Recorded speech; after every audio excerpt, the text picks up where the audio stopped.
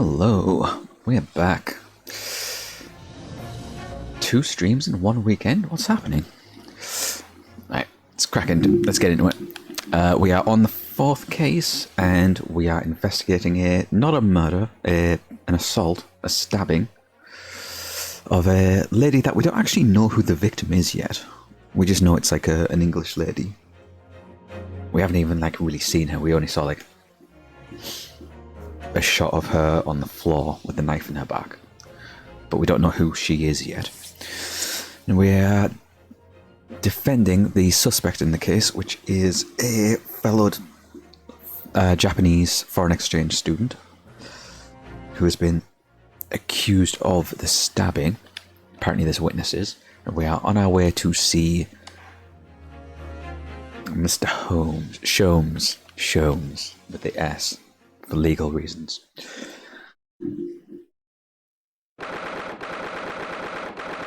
Right, yeah, we had to come back here to get the address.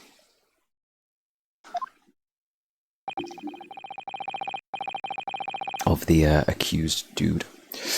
It looks as though the police is still here, carrying on with their investigation.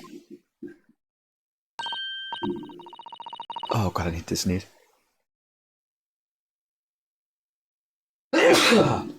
Oh, pardon me, I've still got that cold. Jesus. Perfect. Let's find Inspector Gregson as quickly as possible. Yes, and let's see if he'll take a break from his chips to look at this silver tip Iris gave us for him. Yep, he's still here. Let's just give him the... Oh. Tell the gentleman in the black whatever he wants to know. I trust that won't be a problem.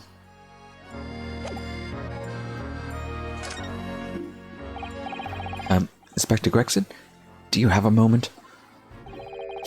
Oh god, what voice did I give him? I'm sorry, I don't. I'm a very busy man. Much too busy to talk to a pair of foreign gadabouts, that's for sure. We have these for you. A present from Miss Iris Wilson. What? From me? From her ladyship? Her ladyship? Give that here, at once. Come on, hand it over. That's for me. Don't wait for me to give it to you, will you?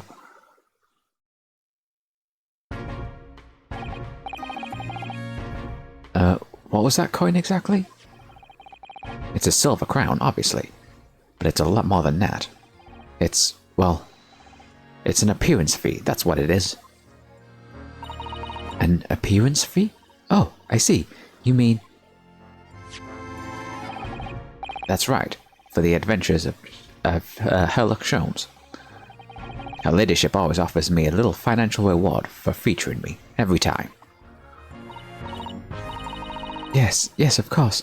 I know all about your exploits, Inspector. I read them avidly. Of course, her using my name without my say-so does make me the butt of a lot of unpleasant jokes, but still. I'm sorry, Inspector. That must be difficult for you. Never you mind that. So, what do you want to know then, eh? Sorry? Tell the gentleman in the black whatever he wants to know. I trust that won't be a problem, it says.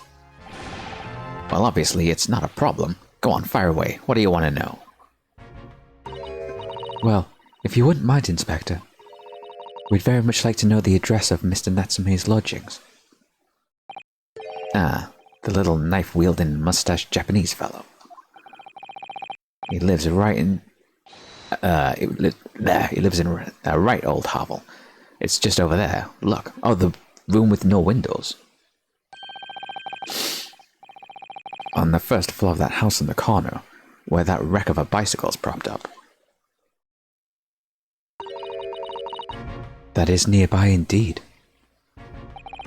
If I remember rightly, the landlord is a Mr. John Garib. Garideb? Garideb. John Garideb. I'm trying to see the pun in that joke, because usually a lot of these jokes names have them, but I don't think that one has. Right, well, if you see her again, you make sure to give her ladyship my regards, you hear? I mean it. You tell her that Gregson sends his very best wishes.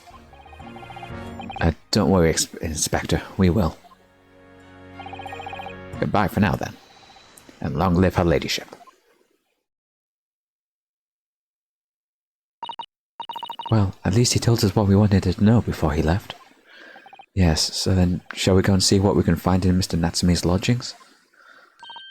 Definitely. Move. New location's been added. I assume the icon of the head just means that there's someone there that we can talk to.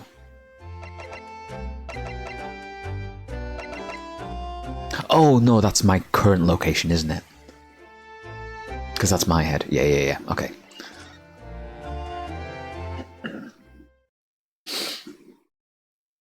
He has a cannon in his room? Excuse me? His lodgings. And shells on the mantelpiece. What the fuck? May I help you? Ah, yes. Would this be the residence of Mr. John Garadeb? Indeed it would, sir.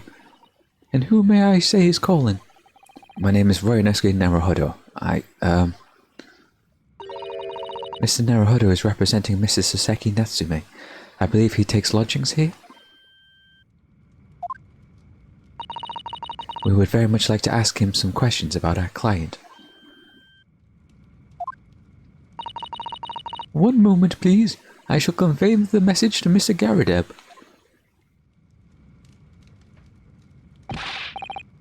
Did you see that, Mrs. Sato?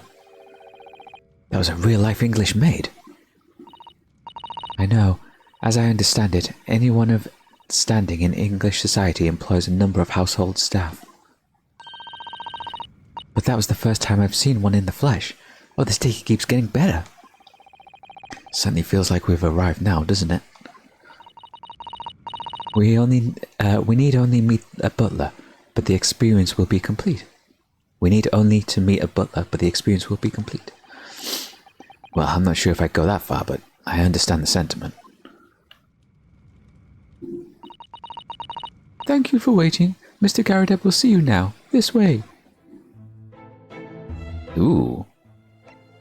You've got a very interesting beard and... Oh, that's a picture of you up on the wall. Oh, there's more to the room. Broken teapot? What the hell happened there?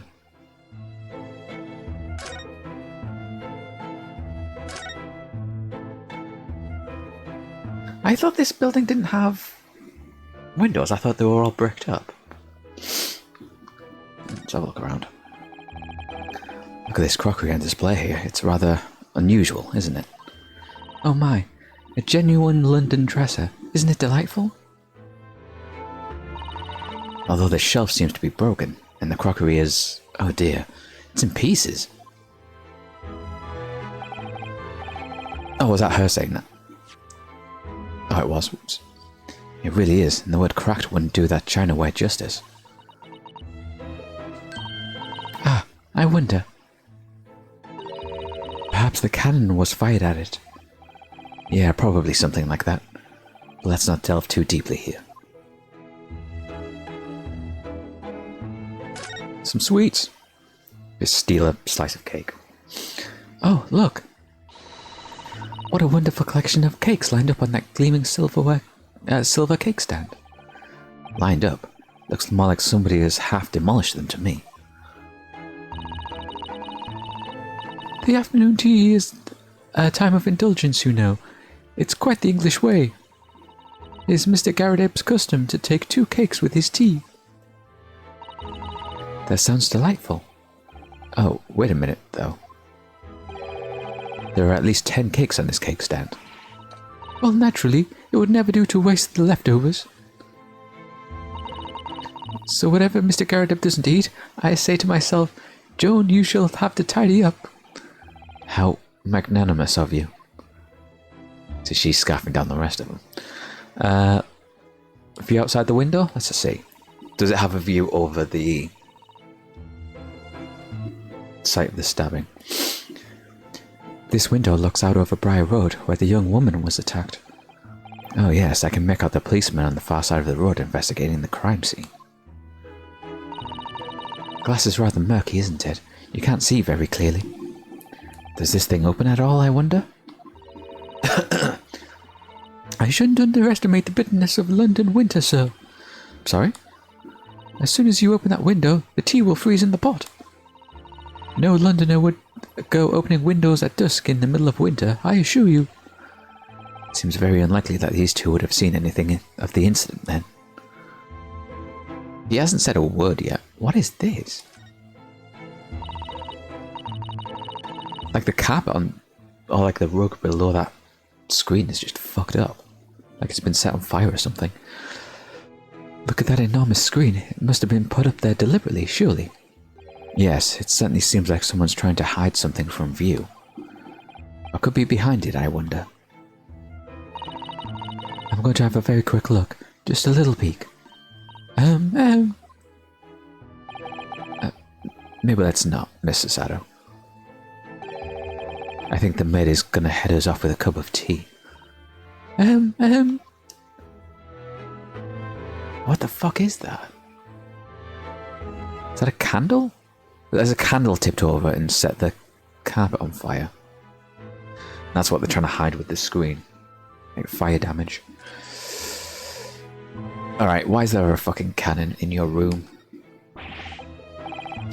That's a full-sized cannon. What's it doing in here? Oh my, it's real. I thought it might be a replica. Oh god, now I need to come up with a voice for this guy. That old thing? Bah, that's a little more than a toy. Sorry? The army was selling it off when I retired, so I decided to give it a new home. Never know when the enemy might attack next. Jolly useful to have a cannon about the house. Really? Isn't it? Why? Oh, you stirring a tea with your fucking pipe. Ew. Ruin your tea. Really, isn't it overkill? Be prepared, I always say. You never know what this twisted world is gonna throw at you next, boy. Do you think there's any trouble brewing, Mr. Garadeb? Always is. Take Joan here. Never fails to have a clean apron in reserve. Dries them over the barrel, you see. Very dry, well... Oh, they dry very well on the cannon there, Joan tells me. Which rather proves my point, I feel. It's been reduced to a drying rack. No wonder the huge cannon looked like it's hanging its head in shame.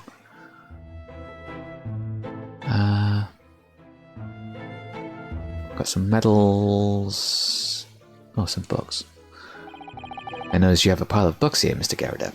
Do you enjoy reading? Ever experienced a London winter, boy? The nights are long.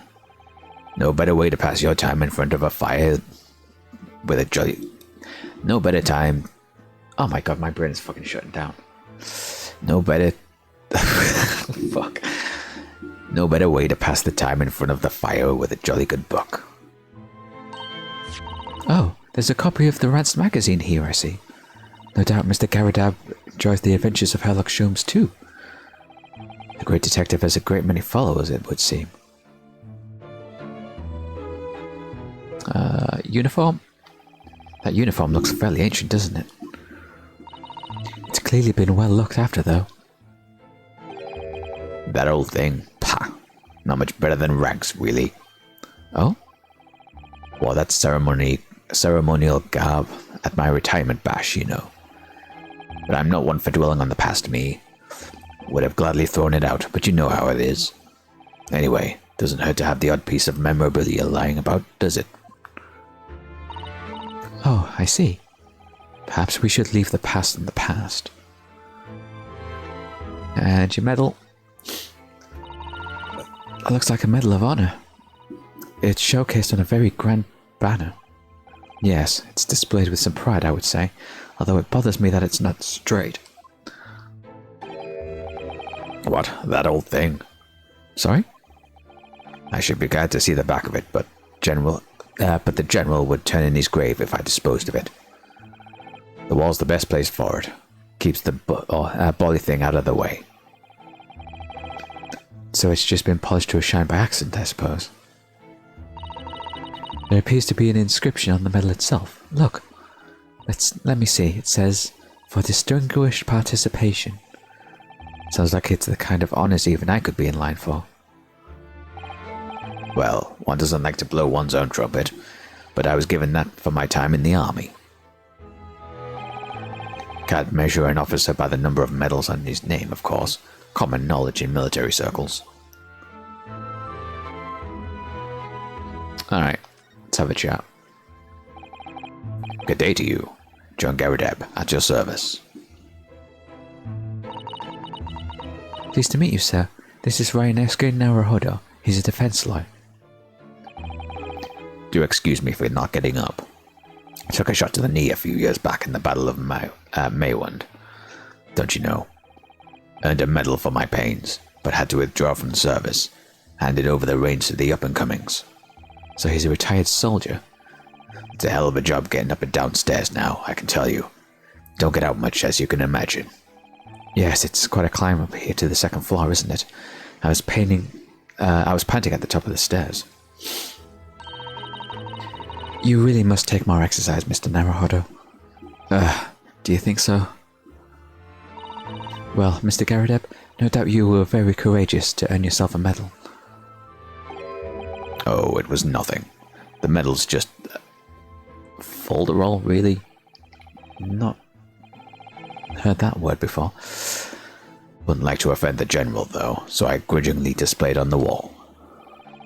Why don't you fetch it down, Joan? Let these good people see it properly. Joan, fetch the...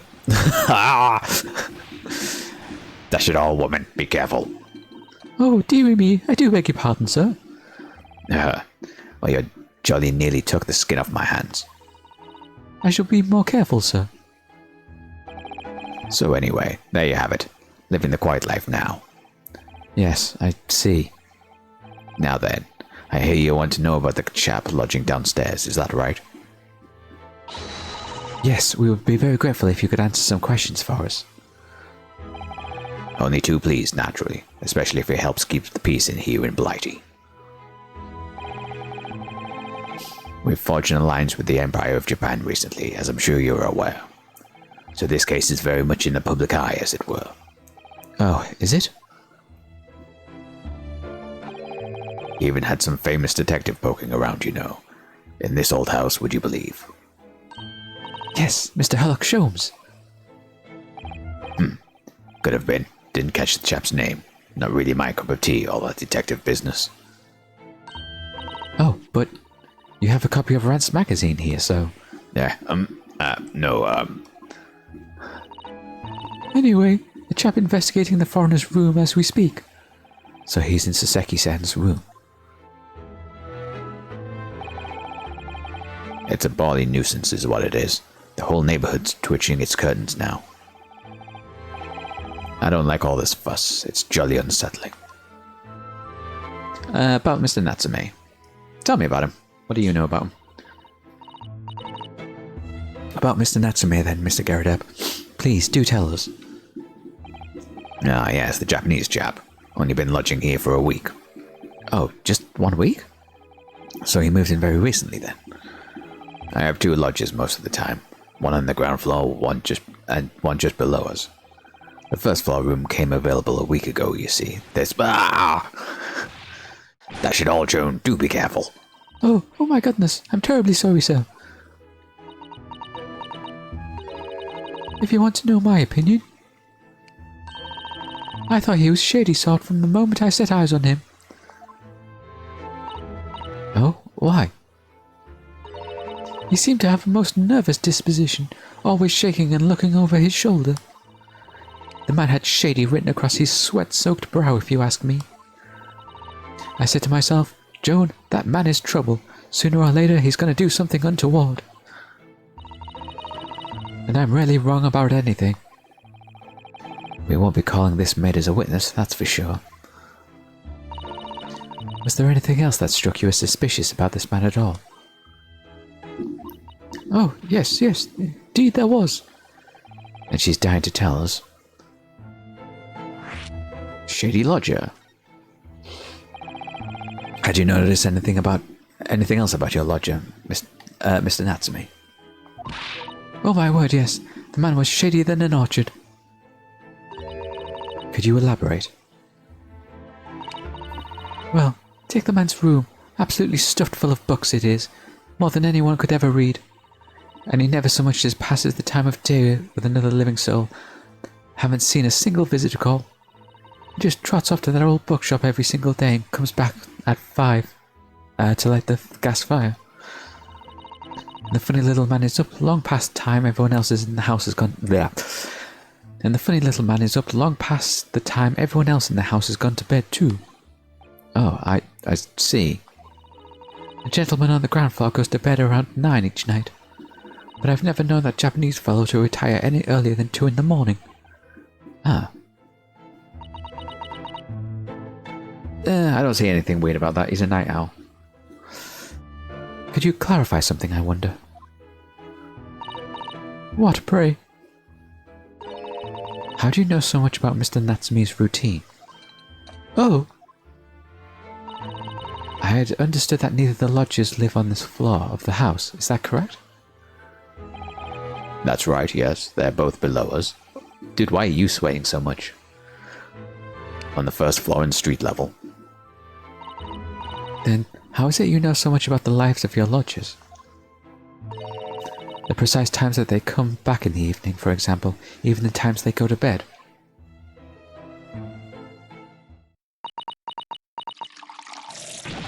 Ah! Good grief, Joan. Be more careful, woman. Oh my goodness, sir. I'm terribly sorry, sir. Something doesn't add up here. Alright, incident 2 days ago. Seems that the incident took place around 5 in the evening. Did you happen to look out of the window at around that time? The window? Yes, we noticed that the window over there looks out over Briar Road.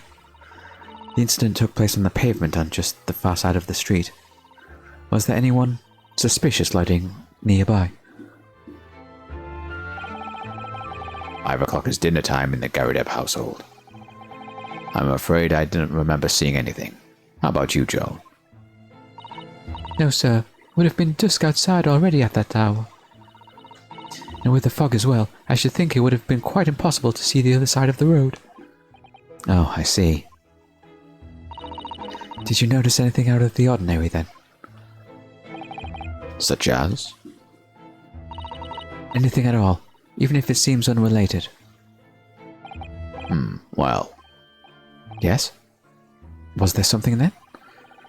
Well, it's not particularly significant, but around that time... Ah! For the love of God, Joan, watch what you're doing. Oh dear me, what have I done? I'm awfully sorry, sir. Be more careful, woman. Of course, sir. If I may, Mr. Narrow Hollow. Oh, yes?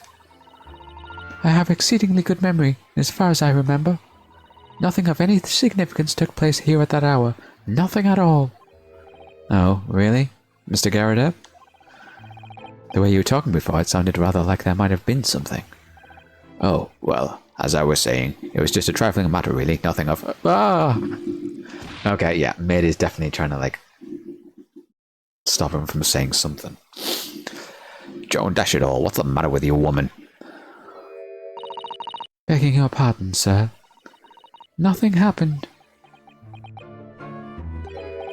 Yes, quite. Nothing happened. We sat down on a quite uneventful meal, Joan? That's right, Mr. Garadeb. What is the matter with these two? Sounds like something happened here in this room on the evening of the incident, but what? I wish I knew. Mr. Natsume's room. Could you tell us which floor Mr. Natsume's room is on? Why, certainly. Just below us on the first floor. And Mr. Sholmes is investigating there even as we speak? Yes, told me Nat's his name. I asked him to look into the matter, so I gave him the key. Mr. Natsume has engaged Mr. Sholmes' services? That's a blatant lie. Would it be alright if we also had a look around? In Mr. Natsume's room, I mean. Don't see why not. Just down one flight of stairs. Who knows if we'll find anything that could help us with the case, but we have to try. We need all the clues we can lay our hands on. Oh, that's him saying it. We need all the clues we can lay our hands on, shall we? Yes, and while we're there, we can speak with Mr. Sholmes again. Perhaps he'll be able to tell us more. Alright, that's it for Youth 2 for now.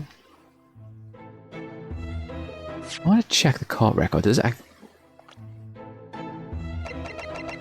yeah, we still don't have the victim listed. Interesting.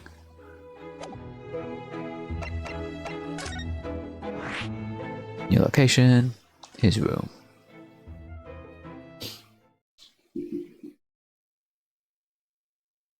Oh, he's got a kitty cat.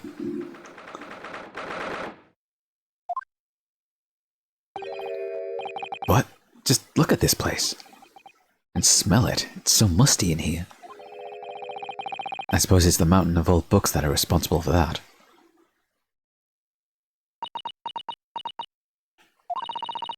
I don't think I've ever seen so many books in all my life. No, me neither.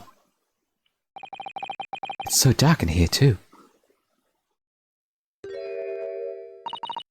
Is that the window over there? I guess it was just the first 2 floors that were bricked up.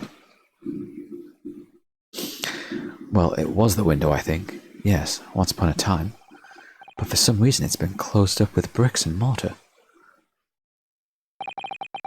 So this is where Mr. Natsume lives. By the way, I haven't spotted Mr. Sholmes anywhere, have you? No, that's true. But according to what Mr. Garadeb told us, the great detective should be around here somewhere investigating. Okay. We can pan. Is this pile of books going to disappear and reveal something behind it? Okay. Oh look, it's a beckoning cat from home.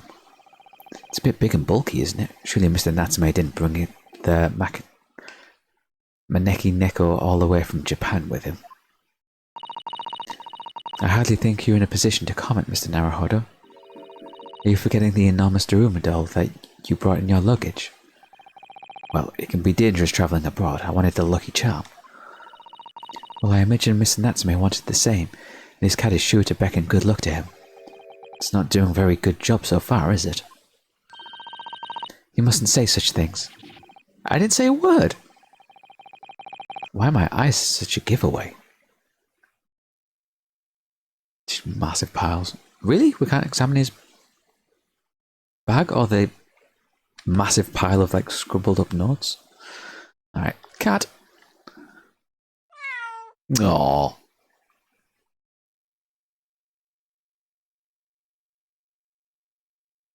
Wait, where did you just disappear to?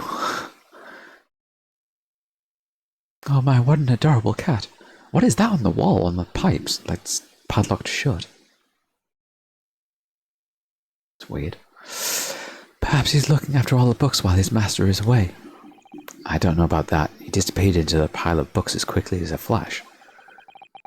That was a tricolour Mika cat, wasn't it? Do they even have that sort of cat here in Great Britain?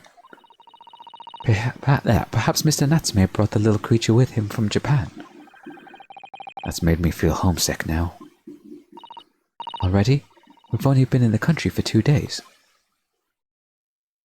Okay, what were you writing? What are you looking at here? That desk seemed to be wedged into the crevice between... That desk seems to be wedged into a crevice between the mountains of books on either side. I suppose Mr. Natsume would sit here and read while stroking his cat. But surrounded by all sides by these towering old tomes, surely he dreamt of books every night as well. Yes, he must have done, mustn't he? Oh, what's this? It's a receipt from the second-hand bookshop. Your books. Oh yes, Mr. Natsume's name is on it, look. And the date of purchase, 2 days ago at 4:45 p.m. That's the day of the incident. That's just a short while before he was embroiled in the terrible attack. He must have been on his way back from buying some old books. Yeah, I didn't say out loud yesterday, but I did kind of think that the way Sholmes has found where he lived was from all of the books he dropped at the time of the stabbing. Seems like the most straightforward explanation. Let's look at the bricked window. Could you even call this a window? I think so. It was a window at one time, after all. Although all that remains is the frame around some bricks now. So really it's just a wall then, isn't it? But why would anyone deliberately brick it up like that? I'm afraid I have no idea. Perhaps Mr. Natsme painted the brick's design there. Perhaps Mr. Natsme painted the brick design on in a fit of whimsy. That's alarmingly feasible. Anyway, whatever the reason, the lack of ventilation in here makes this place very oppressive. It does. I imagine being cooped up in a room like this would be extremely trying. Is that something I can examine? No. Oh! Okay, we'll get to you in a second. You just appeared out of nowhere. I assume I had to interact with the cat first for him to show up. Look at all those books stacked up there. Or the receipt, maybe. Look at all those books stacked up there. They almost reach the ceiling. They're all works of English literature, and they all smell so musty. With this volume of books to hand, you'd never be short of reading material, would you? No, what a dreamy idea. Bad dream, maybe. For me, at least. Mind you, I don't imagine the book that's at the bottom of the pile now will ever be read again. So reading is an experience that comes once in a lifetime, just as the tea ceremony teaches us. I certainly didn't expect the conversation to turn down the path of tea ceremony philosophy. Alright, Sholmes. I do not remember what voice I gave you 2 cases ago, so you're going to have to get a new one.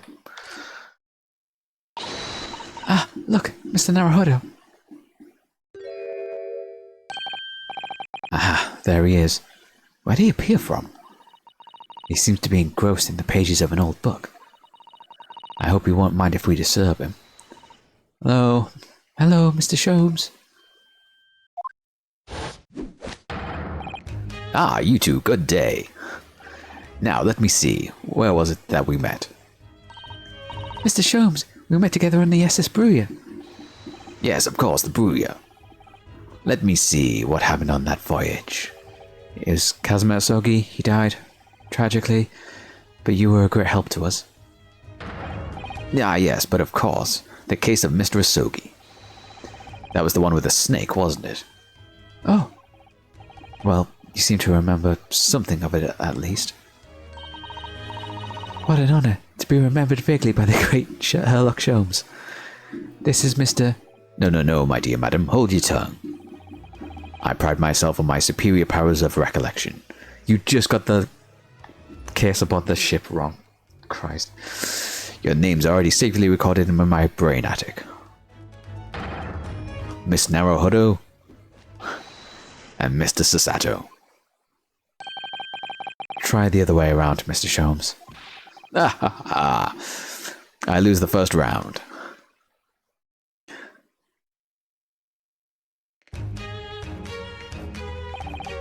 In truth, I had hoped to invite you both to my Baker Street suite on the day we arrived in London, but some Scotland Yarders ambushed me on the railway station and whisked me away to a crime scene. It was an entirely trivial case, of course. I solved the matter in no more than 30 minutes. So they apprehended Sasaki-san in that short of an amount of time? I'm afraid the pursuance of a new case has dulled my recollection of my past involvements a little. A little? It's a mistake to think that one's brain attic has elastic walls and can be distended to any extent. I do my best to forget useless facts, lest they should elbow out the useful ones. Yes, those are my own words of inimitable wisdom, you know, from an adventure entitled A Study in Scarlet. Please, there's no need to quote yourself. I don't always remember my pearls of wisdom, but fortunately my associate pens them beautifully. He means Iris, I suppose. Mr. Sholmes, We have some extremely important questions to ask you about the trivial case you just mentioned. Goodness, what an earnest expression.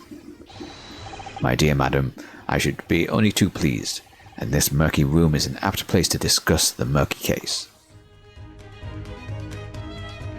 Okay. His arrest. We know this to be the lodgings of a Japanese foreign student by the name of Saseki Natsume. It seems that you assisted in his arrest, Mr. Sholmes, for the stabbing of a young woman whose name we still don't know outside here on Briar Road. Natsume. Yes, I believe that was his name, rather along those lines. But Mr. Natsume denies it. Was it really justifiable to arrest him on so little? I'm sorry, Mr. Sato, but I have not the slightest idea what you mean. What? I can't believe he was looking Sato-san squarely in the eyes while feigning ignorance. I assure you, I'm not merely feigning ignorance. It would appear as if the pair of you are under some misapprehension. Oh? How? I assure you I have no recollection of accusing your stupid compatriot of the crime. But that doesn't make sense. The good detective of Scotland Yard made the following request of me. Oh, sorry, wrong voice. The good detective of Scotland Yard made the following request of me, and I quote verbatim. We need you to ascertain the identity and whereabouts of a man seen fleeing the crime scene. Ah, a man seen fleeing. There were a number of books scattered on the pavement at the scene. From the book plates, I was quickly able to determine the bookshop from which they had been purchased. On speaking with the proprietor, I was immediately led to this address. Elementary, wouldn't you say? I believe there was a receipt around here somewhere from the establishment in question. So you don't think Mr. Natsume is the culprit, then? That I could not tell you. But it was aggravating my faculties, hence why I returned here. However, this place is such a trove of fascinating books, I found myself quite lost in bibliophy. Do not be deceived into believing that I am a man of leisure. No, no, no. Oh dear. Mr. Garadeb, the landlord. Tell me. Have you encountered the landlord of these lodgings? Yes, Mr. Garadeb, a retired military man. It was the first time I'd ever met a soldier from the Great British Institution, that is, the services. It was the first time I'd ever met a maid from the Great British Institution, that is, service. I didn't think it was that funny. I do apologize. As you may well be aware, many households in London employ a maid. Yes, I read as much in my Great Britain primer. So conversely, whether or not the household employs a maid has come to betoken the social standing of those dwelling therein. Betoken their social standing? Sorry?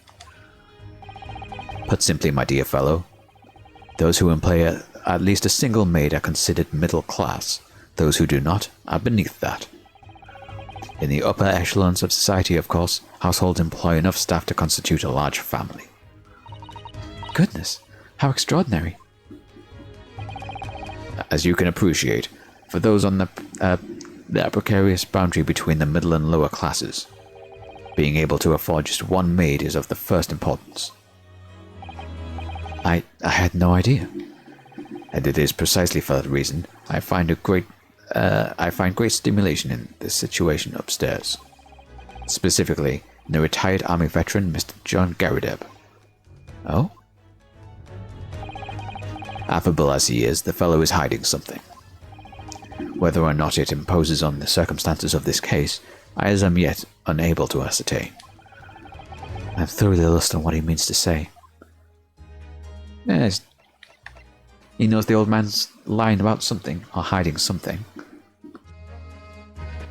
But he's right, we don't know if it has anything to do with what's going on. With the attempted murder. This room is thoroughly suffocating for the soul, my dear fellow. I assure you, any man whose lot is to dwell in a place such as this will stab somebody sooner or later. Jesus. Mr. Natsume has stabbed no one. Ah, but sooner or later, as I said. I don't believe that's the issue here. About this dark little room, Mr. Sholmes. Why is there no longer a window? Do you have any idea? No window. Well, I mean, I can clearly see that there was a window, of sorts. But it's been completely blocked up with bricks. Ah, I see. The answer to that question is quite simple. Window tax. I was right! This is the right time period for window tax. Window tax? What is that? Surely not a tax on windows? Precisely that. Oh my goodness. Until relatively recently, a tax was levied on households in this country by the number of their windows. Those of lesser means, having inherited a sizable and costly family home perhaps, rapidly closed windows up, while the rich opened windows here, there, and everywhere, in an effort to curry favor with those in power by furnishing them with large sums of tax money. How awful and unjust, forcing people to live in rooms devoid of light. Indeed, disease was rife as a result. So some 40 years ago, or thereabouts, the window tax was abolished. Right, he's just never unbricked the windows afterwards. But its legacy remains, as you can see, in squalid lodgings such as these, for example. I suppose Mr. Natsume's stipend for living here in London isn't very generous, perhaps. It would appear so, and I've done a little digging, and discovered that these lodgings were offered at an extraordinarily low price. Because the room is so awful, I should think. Apparently Mr. Natsume only moved here about 1 week ago. Wait, who said that? Right, I said fuck. I keep messing up who's saying things every now and then. Yes, that's correct. However, I don't believe the low rent is explained by the shabby nature of the accommodation. Oh? Still, that is of little relevance here, a matter not worthy of further attention. Are you sure? I'm curious now.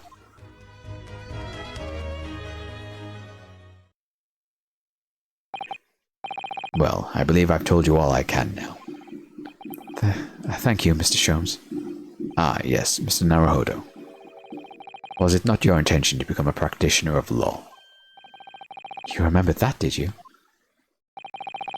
Will you perhaps be offering your services in this very matter, I wonder? To the occupant of this room, Mr. Natsume, was it? I'm not sure. Not sure? On what grounds? Well, I actually defended somebody in court here only yesterday. Really? Well, then I congratulate you, sir, on an ambition realized, and so promptly, too. The thing is, it's really made me question things. Am I right to believe in my clients? Or trust in their innocence? Yes, trust. Mr. Sholmes, Mr. Natsume didn't do it, did he? My dear fellow, I haven't the first idea. Oh, but I thought that's why you were here. Didn't you come back to investigate? Ah, yes, that was indeed my initial intention. But there are simply too many fascinating books here. I couldn't possibly ignore them. Oh, I see. Nevertheless, there are 2 facts that I can state quite unequivocally. The man who fled the scene of the crime 2 days ago was the Japanese occupant of this room, and there are witnesses who swear on having seen the same man commit the crime. That is all I can say. Ah, and one more thing. Oh? What is it, Mr. Sholmes? Tell us. I cannot say with any certainty whether or not this is of relevance to the case, but I am quite sure that the retired army man who owns this property is hiding something. Mr. Garadev is? Mr. Sholmes said as much before, actually, didn't he? Anyway, at present, that is really all that plays on my mind in relation to this case. Mr. Naruhodo, as yet our investigations have uncovered nothing that could help establish Mr. Natsume's innocence. No, you're right. Perhaps it's time we probed a little deeper into Mr. Garadeb's secret. Just remember, I cannot be sure whether the landlord's secret will prove to be of relevance or not. But I wish you every success, of course, Mr. Naruhodo. A busy man indeed. He's gone back to his books in the corner of the room.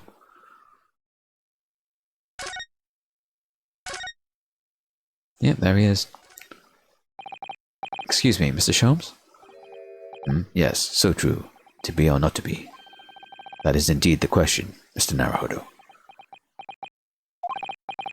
To be or not to be brushed off, that's the question, and the answer is all too clear. Let's leave Mr. Sholmes in peace, shall we?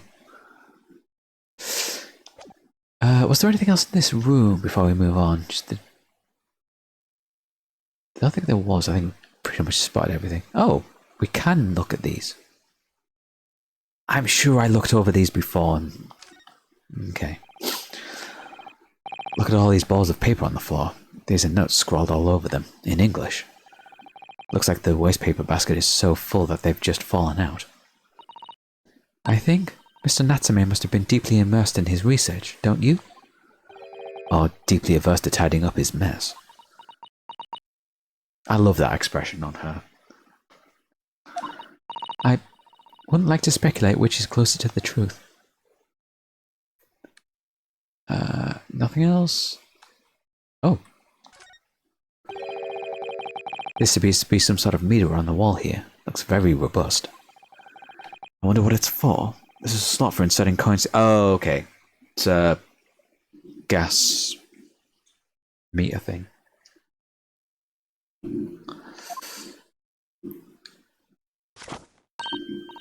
I believe that's a gas meter, Mr. Naruhodo.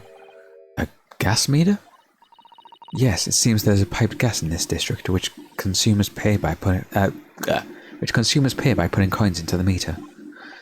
So if we were to put a coin in the slot, that would be enough gas to use the lights in the gas fire for a whole night. So if you're too poor to have a coin, you'd have to spend the night in the dark and freezing cold. That's right. As would a rich man who only carried crisp white notes. London is a scary place. Okay, I think that's gonna be everything, isn't it? Alright, let's see what this...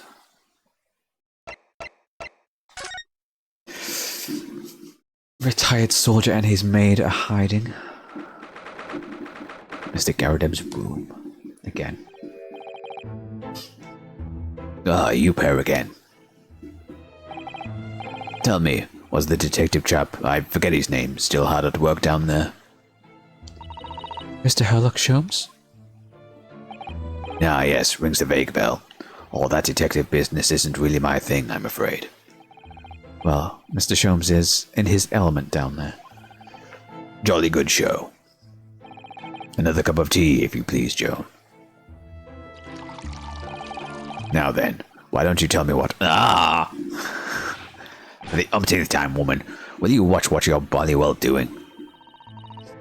I shall be serving dinner shortly, sir. Ah, well, yes, of course.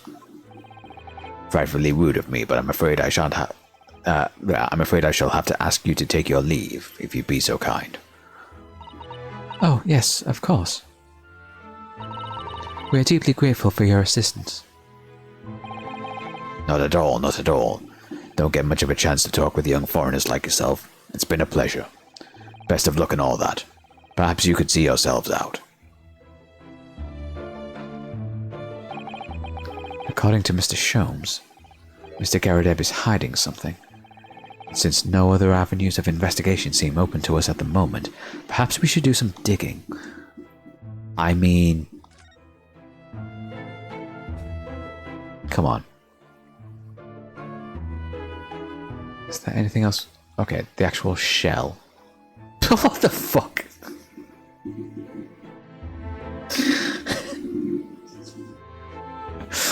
Oh my god, dude.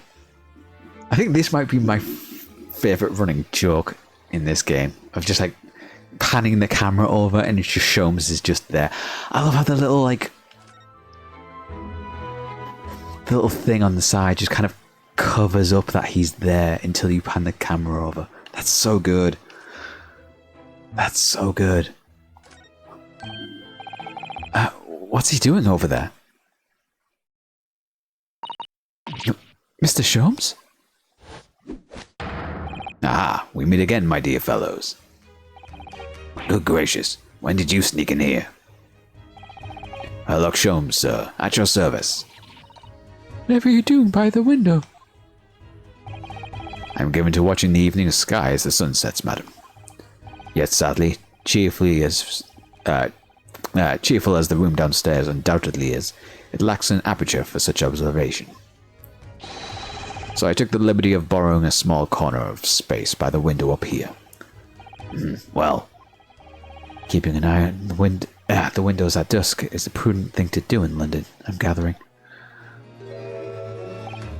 Ah, and one other thing, Mr. Naruhodo. Oh, me? I thought perhaps you might be in need of a certain great detective's great mind. Wait, he's not talking about... Is he... I didn't expect to be going through that again so soon. Do you mean Mr. Sholmes? There's a mighty secret in this modest room. My eyes see even the most trivial of trifles. I take it you're prepared, Mr. Naruhodo. I think so. There's just time enough for one of my greatly admired great deductions. Let's conclude the matter before dark.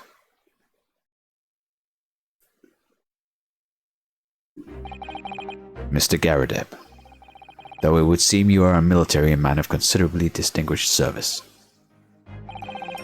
your standing as a landlord is most certainly not what one might call first-rate. I'm afraid, sir, that this is all too clear to me. There are two conclusions I have been able to draw by careful observation of your living arrangements. I beg your pardon? The first is that even as we speak, you are concealing the presence of a ferocious beast in your care. Eh? And the second is that as a result of the beast's violent rampage, you have lost something very dear to you. Mr. Naruhodo, look. The old man's broken out into a cold sweat. Unbelievably, seems Mr. Sholmes' conclusions are both spot on. How could you possibly? How could I possibly know, you mean to inquire? The answer couldn't be simpler, sir. For in the dense jungle of logic and reasoning, I am the king of beasts. Then I know only too well that wild beasts are not easily tamed. So, shall we begin? Once again, Herlock Sholmes is proud to present his logic and reasoning spectacular. Alright, here we go.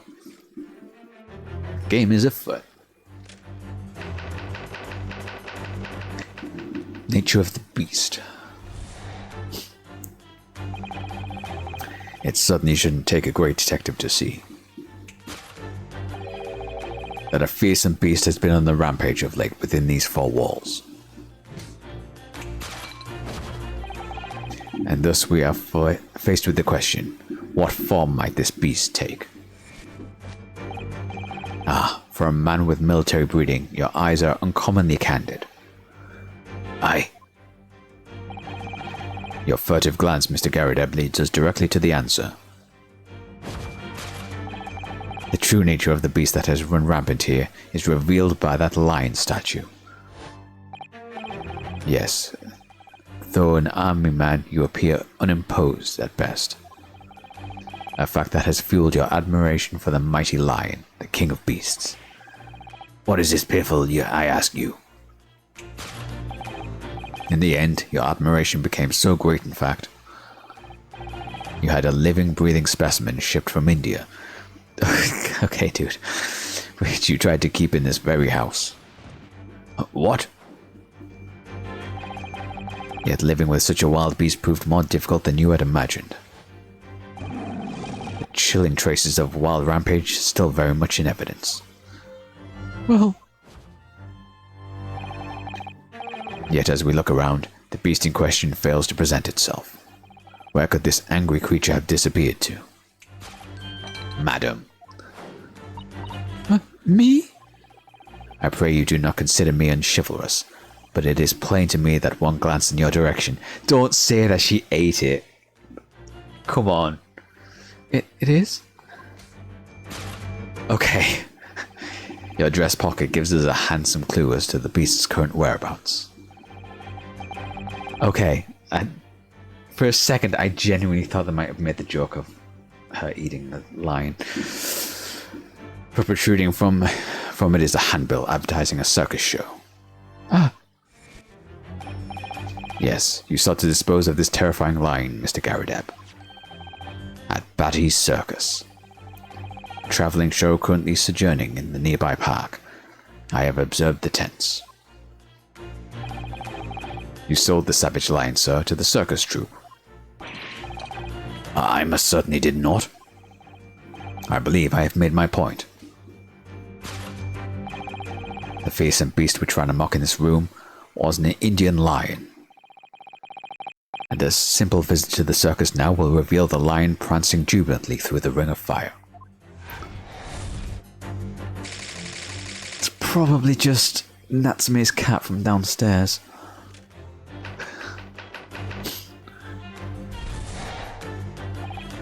Now, Mr. Garadeb. It is plainly clear that you still have deep feelings for this formidable beast.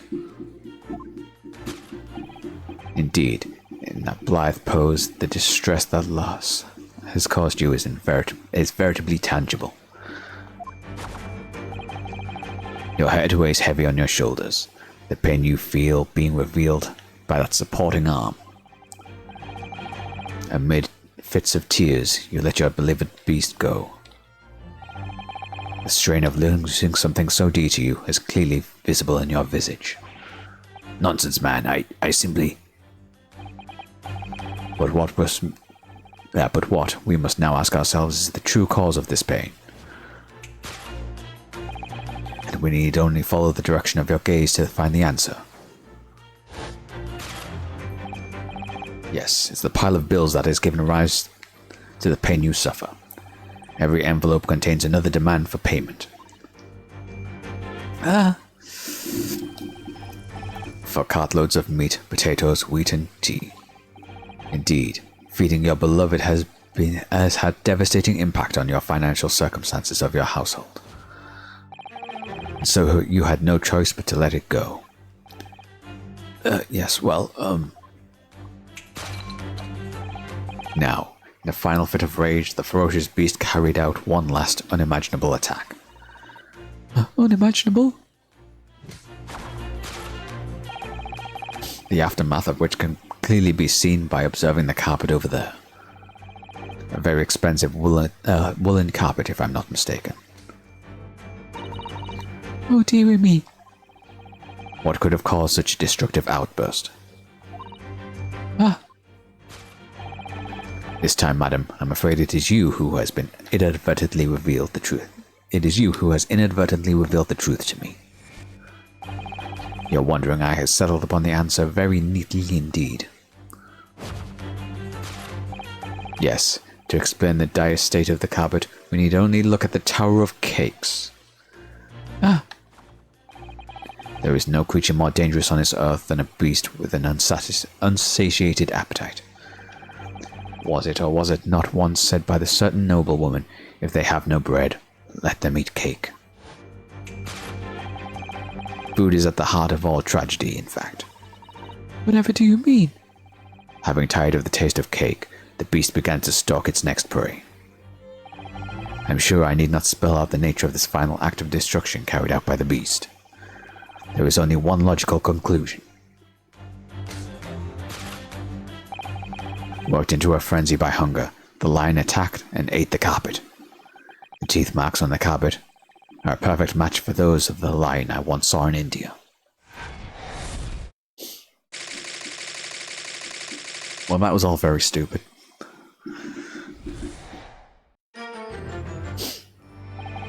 This concludes Herlock Sholmes' great deduction of this beastly puzzle.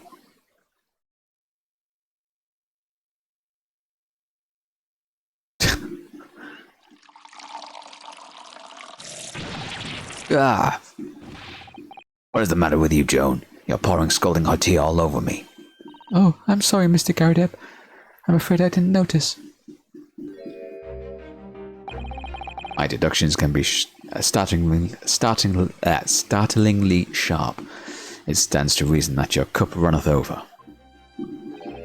Indeed, my revelations can make people spill tears at times too. Oh. Mr. Sholmes, sorry to butt in again, but could I make an observation?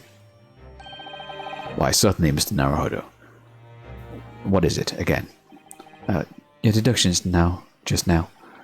Do you really think a lion could have fit inside the room of this size? Indeed, it is the only explanation for the facts. The terrifying truth all too often lies beyond the realms of common sense. But wouldn't it be an idea to consider what lies inside the realms of common sense as well? But if an uncaged lion had run amok in this very room, surely Mr. Garadeb and his maid would have been hurt or worse.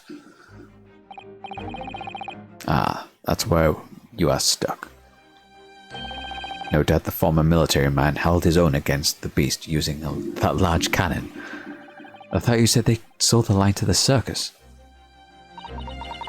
Well, what about the food? Meat and potatoes are one thing.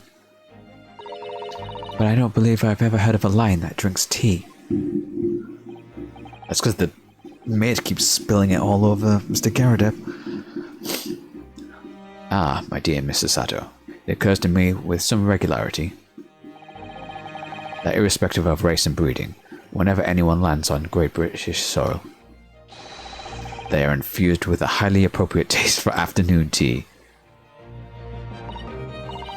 Oh, what a glorious notion. Well then, Mr. Naruhodo, it's your turn to shine again. I had a feeling this was coming. A slight massage, that's all Mr. Sholmes' deduction need. You can do it. Excellent. I've been waiting for my trusty partner in deduction to step forward, Mr. Naruhodo. We don't even know yet whether or not this is going to help with Mr. Natsume's case. Still, uncovering the truth is always worthwhile, whatever the motivation. At least, that's what I want to believe. Let us start again. From the beginning. Of Herlock Sholmes' Logic and Reasoning Spectacular. Alright, let's fix your idiocy.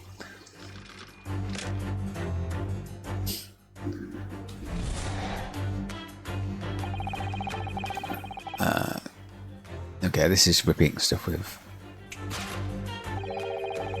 Feast and Beast on a rampage.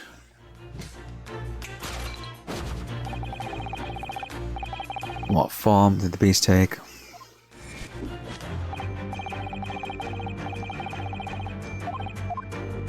I'm not going to reread all of this because it's all stuff we've read already.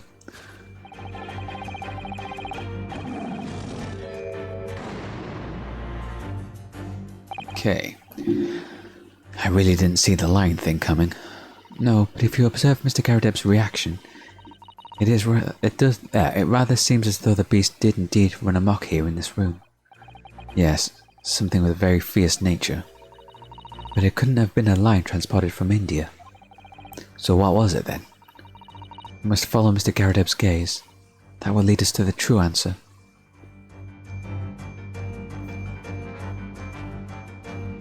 Behind. Oh, it's a child. What's this photograph? It appears to be from Mr. Garadeb's wedding. Oh, wedding. He looks very happy, doesn't he? He does, but you can't make out...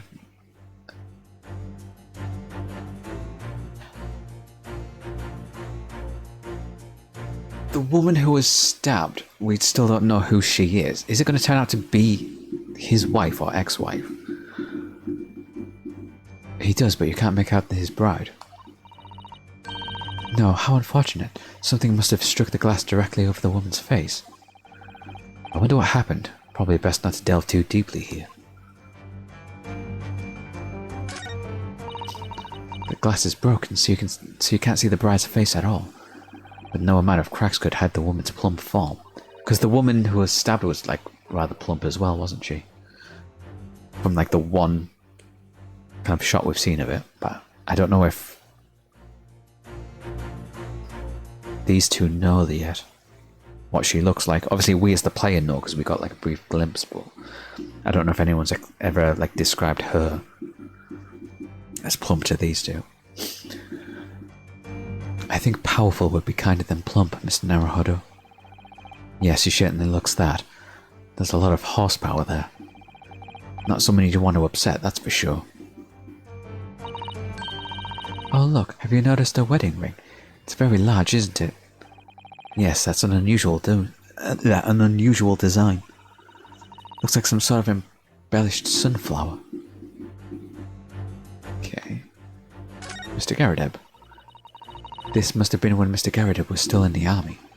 He seems to be carrying his rather stout bride effortlessly, and beaming with a smile on his face. And beaming a smile at the same time. I suppose he was very strong in his younger years. Hard to imagine now, he's as thin as a rake.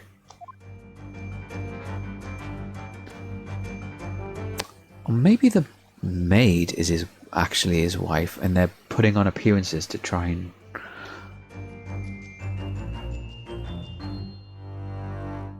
like, stay in the middle class and not be lower class, maybe.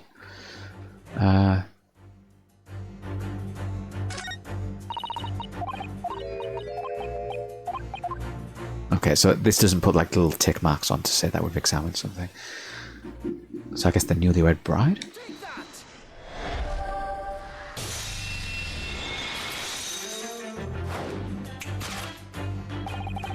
The true nature of the beast that has run rampant here is revealed by that newlywed bride.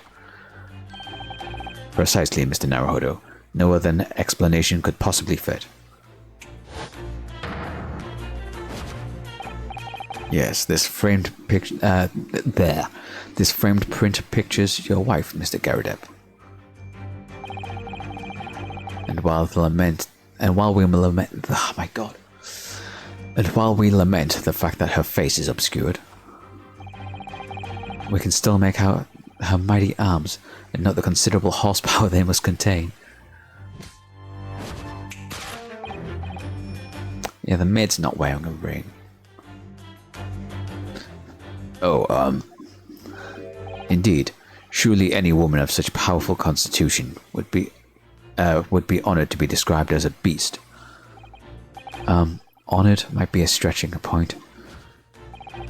Too late. The fact remains that the beast, which so clearly savaged this room, was your wife, Mr. Garadeb. Ugh. The chilling traces of a wild rampage are still very much in evidence. Well. Yet as we look around, the beast in question fails to present itself. Where could this angry creature have disappeared to? Madam. Me?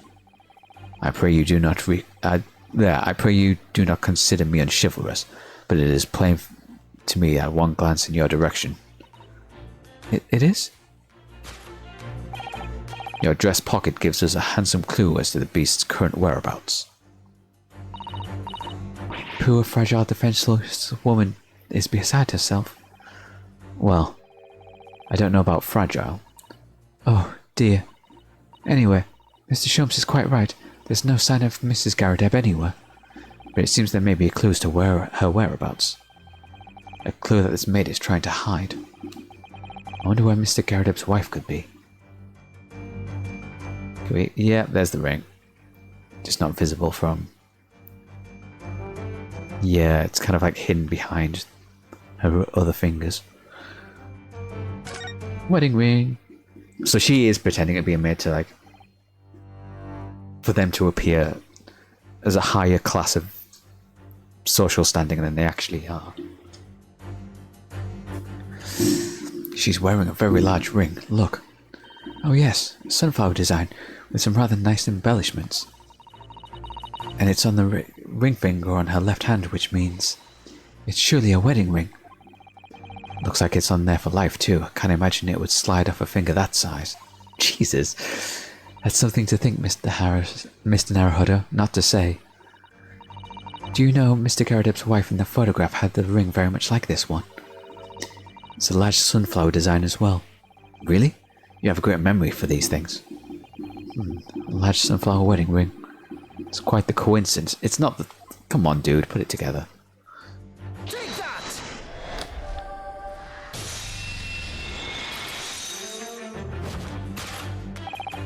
Your wedding ring gives us a handsome clue as to the beast's current whereabouts. Can we stop calling her a beast? Like, it is that dude's wife, and we're talking directly to her as well. Stop calling her a beast. It does indeed. That flowery band gleamed on your finger gives you away.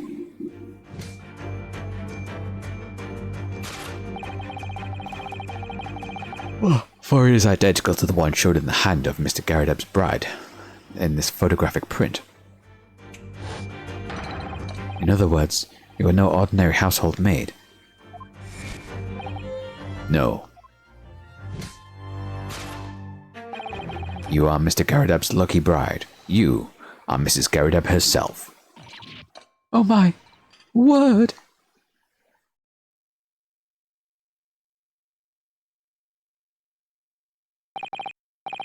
Well, jolly fine detecting, sir. As you rightly surmised, this is my wife, yes, my Joan. Rather let herself go, you might say, but she has a bally cock up. Ah! It would appear that you don't live in the most comfortable of circumstances. After all, you're a retired army man, yet you are in the business of renting out rooms. I would assume, therefore, you have insufficient means to employ a maid. Would that be correct? It's not right, I tell you. I was second lieutenant of the 3rd Regiment. A man has his pride, don't you know? By golly, it's a sorry thing when a chap can't afford to have a single maid in his employ. Yes, here in London, one is rather judged. A household cannot be considered worthy of society if it employs no staff at all.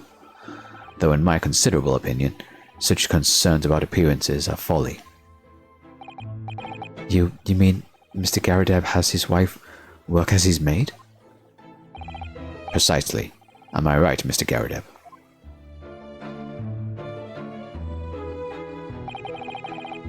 Only in company, obviously. But listen here, this must remain a secret.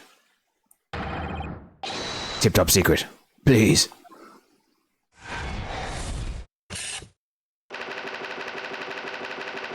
The raging wife of Mr. Garrideb. Carpet gnawed by the starving lion. Yes, okay. Oh god, is Shawm's now going to try and suggest that his wife tried to eat the carpet? Now, Mr. Garrideb. Oh. It is plainly clear that you still have... Okay, this is repeating what he said before. Okay. Blithe pose.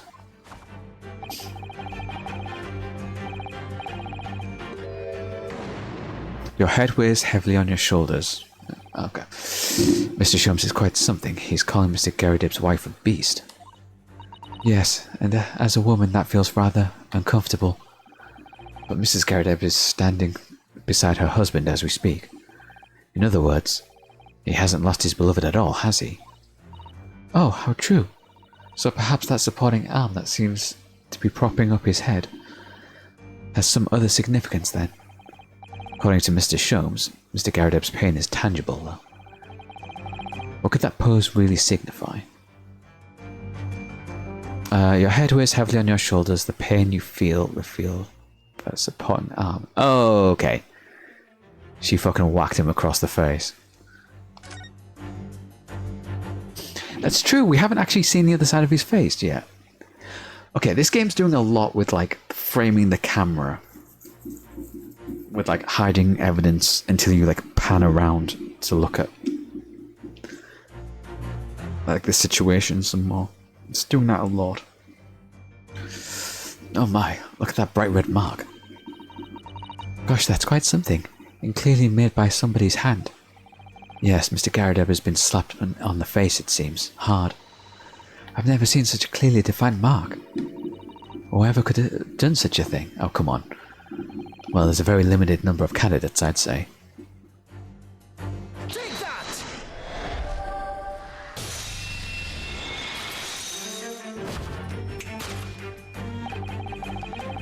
Your head weighs heavy on your shoulders, the pain you feel being revealed by that slapped cheek. And of course, the deliverer of an impressive mark on your cheek that refuses to fade. Was you, Madame Joan Garadeb. Oh, well, yes. You have been desperate to hide the slap mark on your cheek, sir.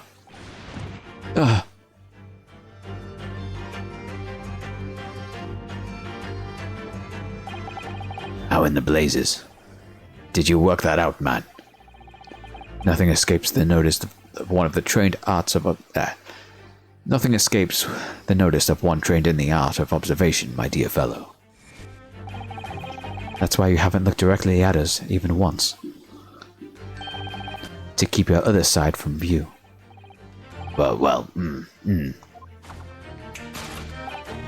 Now, let us proceed to the next conundrum. Why were you subjected to such a violent slap? In other words, we must ask ourselves what caused Madame Garadeb to fly into a rage. And we need only follow the direction of your gaze. This is a repeat from last time. Pile of bills. So it's not the bills, it's whatever. Didn't Mr. Shum say that the bills were all for line fodder? Yes, but now we've established that the line never existed. Which can only mean that the thing responsible for gobbling up all that food was Mr. Garadeb's wife. Mr. Naruhodo, she's a person, not a thing. Yes, well. She's also a person who gave her husband a mighty slapper on the face. One so hard it left a perfect hand mark, in fact. Yes, why would a woman want to hit her husband with such force, I wonder? I'd love to know the answer to that question. Oh! Uh-oh.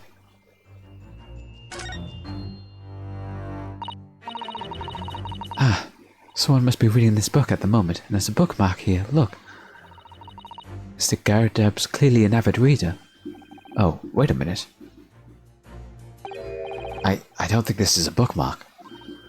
Oh no, so it isn't. It's a note written in a woman's hand. Oh, James, I love you. Yours, Mary. And look next to the signature here. Lip marks made with lipstick. Oh, what a passionate and romantic gesture. Don't get any ideas, Susato-san. Oh dear, I'm sorry. So this bookmark is actually a love note then. Just need to adjust my microphone 1 second.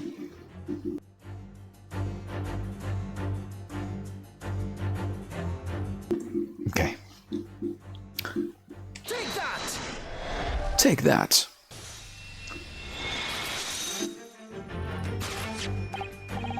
Yes, it is this love note that has given rise to the pain you suffer. Oh, James, I love you. Yours, Mary. Passionate indeed. Oh, he's sweating. She ain't happy. He's about to clock another hit to the face. Perhaps the sender of this note, a certain Miss Mary, is the fly in the ointment here. Oh, but I don't know the barley woman. You borrowed the book from Natsume, and it had the note inside of it. Okay. You don't know her? That note wasn't written to me. It was just in the book. I don't know how it got there. It was just in there, you say? Wait, what was his first name? John, yeah. And the note... The thing on the note was James, did it say? James, yeah. Wrong person. It was just in there, you say. That's right. That's what I've been saying. Ah! Unlikely story. Now listen here, Joan, old thing. I explained at the time. I bought the book at a second-hand place, and the note must have been there. It must have already been in there. So the previous owner of the book was using the note as a bookmark, you mean? That's right. That's what I've been saying. Ah! Unlikely story. For heaven's sake, woman. Look at the name. It's written to James. My name, in case you'd forgotten, is John. Unlikely story. Are you questioning my name now? A third clock to the face. And there we have it. Arouse the suspicions of a female's heart, and you unleash a beast with most fierce spite.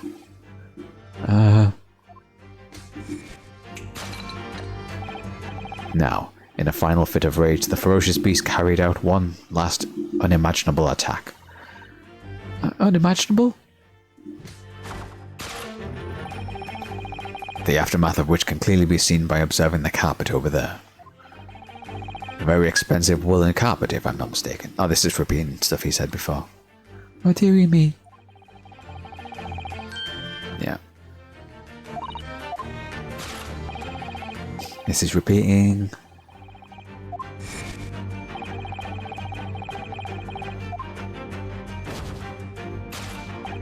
Okay, you thought it was the Tower of Kegs. There's the circus thing on the table, but I don't know. That's not relevant anymore, is it? But surely Miss Garrett didn't eat the carpet. No, of course not. But there does seem to... oh, it's the candle holder. There's a missing candle from the thing. There doesn't seem to be any doubt that the state of disarray in that room is what caused... that the disarray in that room is in result of her wild temper. No, that's true. So, this is the last part of Mr. Sholmes' deduction that we need to fix. We need only follow Mr. Garrett gaze, and that will tell us the real answer. Alright, let's see what we can see. Yes. I mean, it was obviously the carpet's been set on fire because of the candle.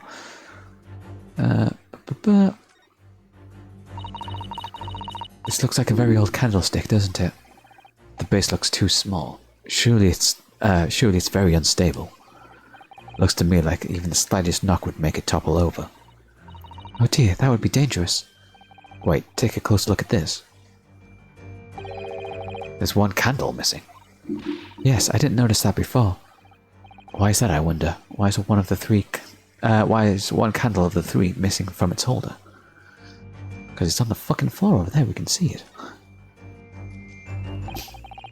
The carpet here has been ripped to shreds. And, according to Mr. Sholmes' deduction, you can even see the wooden floor is burnt. Come on, people. The tears match those made by an Indian lion's teeth exactly. Oh, look here. What is it? If you look closely at the edge, you can see scorch marks. Oh yes, so you can. In that case, perhaps the carpet wasn't eaten in the normal sense at all. Let's rethink this with that in mind. So do we present the candle or the... Oh right, it says carpet, so it'll be the candlestick holder. Take that!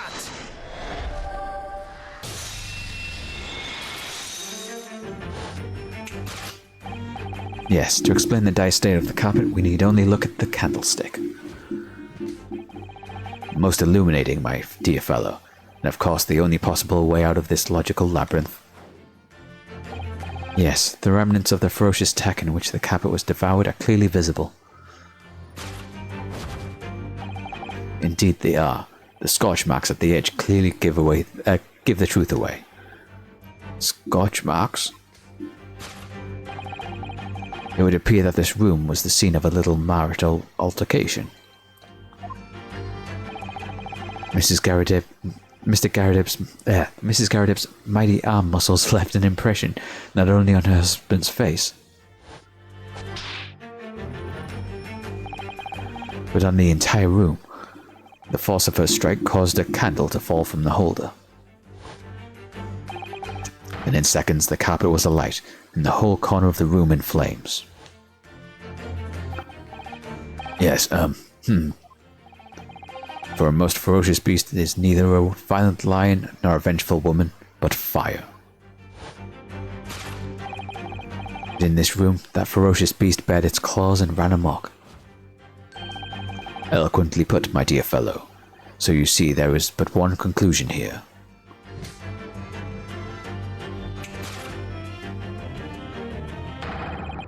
After the sparks of marital discord flew, this room was the scene of a fire.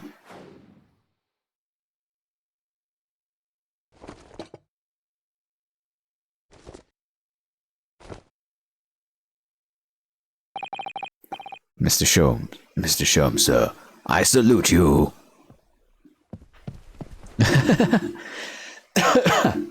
Oh.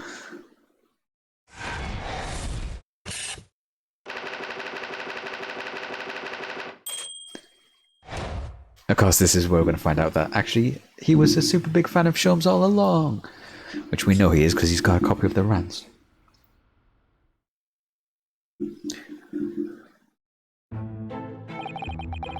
It's these dashed long winter nights, you know.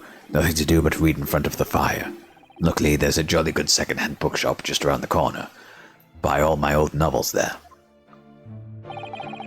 In the pages of one particular novel, you discovered some rather illicit material. For which your wife admonished you harshly, it seems. I don't know about admonished. Demolished might be closer to the mark. And beast is most certainly an apt... Ah! Here we go again. And the carpet? Was that destroyed by a fire when the candle fell on the floor? Afraid to say it was. Happened in the blink of an eye, you know. The whole place filled with smoke. Couldn't see a bally thing. I was caught between the old stick's rage and the raging flames. You painted a horrid picture, sir. One that would have been most entertaining. That's sympathy for you. Didn't take long for the fire to spread, of course. The body furniture started going up as well. We've had to hide the mess behind the screen for the time being. Over here, Mr. Garrideb. Well, you have nothing more to hide now, if you'll allow me. Okay, bookshelf. Had all my favorite old novels in that case. But as soon as the fire got a hold of them, that was it. Whoosh, up in smoke. Gosh. Then the wife started hurling things at me. What a terrible sight that must have been. There I was, back up against the window, under heavy enemy fire, incendiary books coming 10 to the dozen. Worst of it is, I lost my favorite, a book called The Lion's Pride. The Lion's Pride, ah yes, your notorious love of big cats coming through again. I assure you the title didn't influence my choice in the slightest. So the poor man really did lose something dear to him as a result of that ferocious beast's rampage. Mr. Sholmes' deductions turned out to be correct once again. Once we corrected them again. It can only be described as a great British wonder. I tell you, it was total carnage. Flames everywhere and the old stick in full fettle. Out of interest, at what time of day was that? Not sure I can remember. It was 2 days ago now. Let's see, around 5 o'clock, I think. So at exactly the same time. Did you open the window to try and help deal with all of the smoke? And see something outside, maybe? I'm trying to think of how this would tie back into the actual attempted murder case. So at exactly the same time. as a terrifying incident was unfolding outside your window on the street below.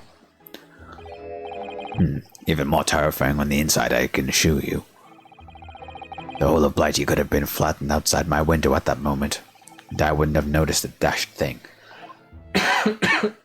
God, doing his voice is really fucking me up. Oh, really?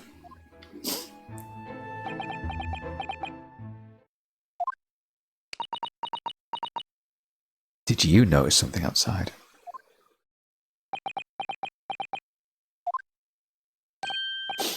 Mr. Sholmes? Yes, Mr. Naruhodo. What can I do for you? Well, I think we've got to the bottom of Mr. Garadeb's situation now. But what does it have to do with Mr. Natsume's circumstances? I can't help you there, I'm afraid. He did warn us. He did warn us it might not have anything to do with the case, so... What? My dear fellow, if you recall, I did say as much from the outset. I warned you that, although I knew the tired army man to be hiding something, I could not be sure whether this secret would prove to be of relevance or not. I just knew you were going to say that. Now, Mr. Naruhodo, you mustn't lose heart.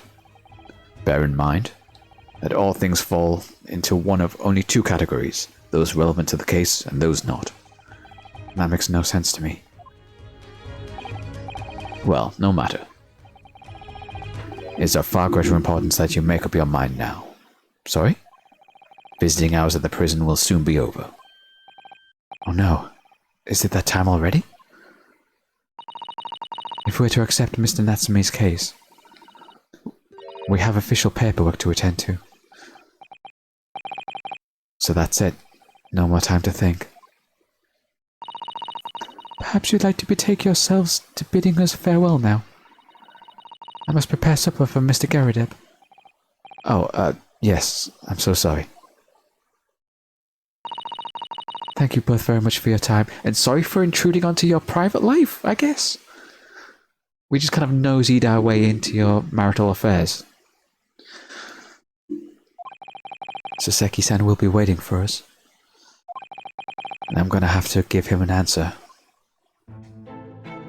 Although obviously this is somehow going to end up being of importance. Let's take a look at the bookcase before we leave. What a miserable sight. Oh dear, but at least the whole room wasn't engulfed in flames. I suppose so. But my whole collection went up in smoke, you know. All those novels I adored so much. Well, John, whose fault is that? Not mine, that's for sure. Well, whoever may or may not be to blame, I'm quite sure you can buy some new books to replace them, can't you? New old books. Bolly nonsense. It does sound like a contradiction in terms, but then these two are full of contradictions. That's couples for you, Mr. Naruhodo, or so I've been led to believe.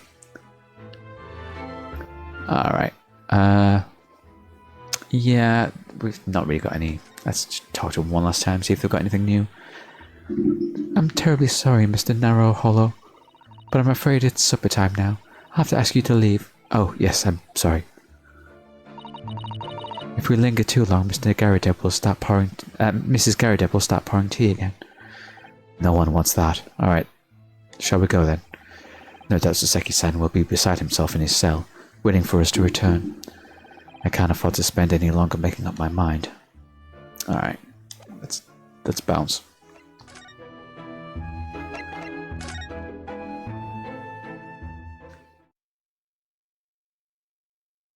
Oh, okay. It's time, Mr. Naruhodo. We must hurry back to the prison. Yes, I know. Let's hail a Oh. Oh, the cops have gone from the crime scene. We can take a look around. What's the matter? Looks like something's going on over in front of Garadeb's house. What the fuck? Excuse me? Did a fancy wizard just show up? I know thee not, old man. Fall to thy prayers. Who the fuck is this dude? Who you calling an old man, you rum-looking ninny-prinny? There are many things in heaven and earth, Horatio, than dreamt of in your philosophy. Who's this Horatio fella, eh? What you want about? Excuse me. What the? Who are you now? I'm sorry, it just looked as though there might be some problem here. My associate here, Mr. Ryaneska Naruhodo, is a lawyer, you see. A lawyer? What? If I can be of any assistance, I'll be happy to help. I'm from Japan, but I've studied English law. Fine. I'll be on my way for a day, but mark my words. This ain't over yet. Get thee to a nunnery. Do I look like I'm leaving none to you?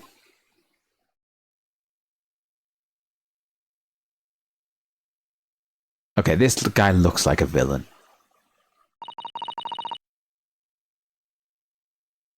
I do hope you're not injured. Oh, fair Eastern maiden, thou art so gentle, thank you. What was all that about? There are far more things in heaven and earth, Horatio, than I've dreamt of in your philosophy. I'm not Horatio either. Forgive the inquiry, sir, but... Are you a lodger here, in Mr. Garradeb's residence? Oh, fair Eastern maiden, thou art so right. Yes, I dwell in this humble abode. Yes, the other tenant. Mr. Garradeb mentioned that he had another lodger, didn't he? This must be the man. You look very fancy for a man who seems to be living in a shithole. Like, what's the deal there? Do you happen to know the other lodger who lives on the first floor? Ah, yes, a gentleman named Natsume. Oh, more worthier palmist in my battle of words ne'er could there be. Sorry? Battle, did you say? Who is the stronger? Hamlet or Macbeth? Mr. Natsume and I sparred long into the night. I see. I don't fully understand, but it seems Mr. Natsume and this gentleman are acquaintances, at least. So, fair maiden, so good gentlemen. I can tarry here no longer. I fare thee well. Goodbye. I don't really understand him, but I think he's returned to his room. It seems he's unaware of what happened to Mr. Natsume, so he can't really help us. Mr. Seki sending that man as lodgers. The Garradeb's house is certainly full of eccentrics. Anyway, I'll go and find a carriage. Yes, I'm sure Mr. Natsume is eagerly awaiting our return. Let's hope we can get to the prison before visiting hours are over.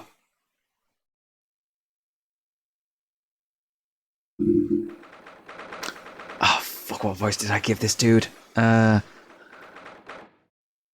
Quick talking, panicky. Because I thought he was yes and no, sir, when he first showed up. Oh, it's you. You're here. You came. Locum student, Mr. Naruhodo Esquire. I can't believe you came back. I'm so touched. We're so sorry to have kept you waiting, Mr. Natsume. Oh, no, think of nothing of it. Relax.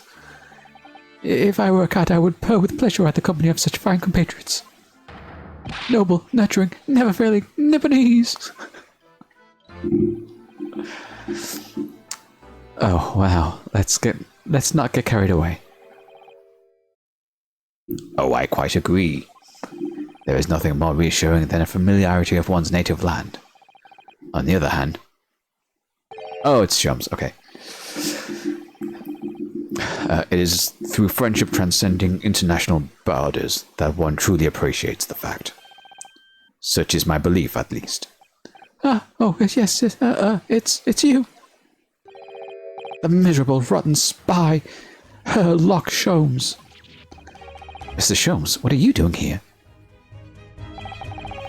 I have no intention of doing anything per se, save observing, of course. Whatever do you mean, Mr. Sholmes? Well, having encountered some curious reading material in that gloomful room, and having unmasked the secret identity of that eccentric pair, I decided I should drop in on my way home to see how our divested friend is faring. Gloomful... yeah, that is him talking. Gloomful room? At least your accommodation here offers a window, my dear fellow. In that sense, it is the superior option. Anyway, I must commend you on your taste in books.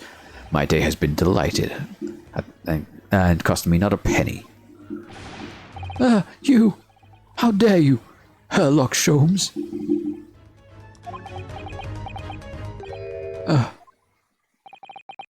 I've had it. I'm through. At the very end of my rope. I should never have come to Great Britain. It was a terrible mistake. Haunted by spirits in those accursed lodgings. No doubt my luck will be cursed in tomorrow's trial as well. Cursed? Haunted by spirits, okay. My whole life be damned. What are you thinking, Mr. Naruhodo? You mentioned that once before, didn't he? That his lodgings were cursed, I mean. And there is much truth in Mr. Mustache's words. What? Cursed is a wholly appropriate description, I would say. For the man's lodgings are indeed for tomorrow's trial. What's that supposed to mean? Okay. Can we present him with the receipt? Oh, hang on. Sum of 2 shillings tendered in receipt of the pictures of Monsieur Lacroix. Meal for Gabourey? And Canterbury earnings. Okay. I thought he was supposed to be studying English literature. 2 of those books, potentially French.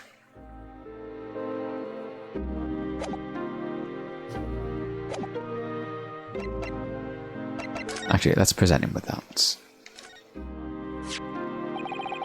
We found this receipt in your room, Mr. Natsume. That's right. I went out to buy some new old books. Isn't that a contradiction in terms? And it was on your way back to your room that you saw the woman being stabbed. She's dead, I thought to myself. She's dead. Oh, my mind went completely blank. But before I knew it, I was back in my room, trembling like a leaf. The bookworm hoping to worm his way out of a bad situation. Mr. Naruhodo, please do be careful not to think such disparaging thoughts. How would you possibly know? Like, everyone in this game is a fucking mind reader. Okay, come first. What have we got? Cursed trial, cursed lodgings. Start with the trial. Mr. Natsume, what do you mean by when you said what do you mean by what you said just now? About the trial tomorrow being cursed? Oh no, why are you looking so grave? You're making me nervous. I was just getting carried away, that's all. I didn't mean anything by it. Oh, I see. That's really agitated him. You don't mean the trial really is cursed somehow?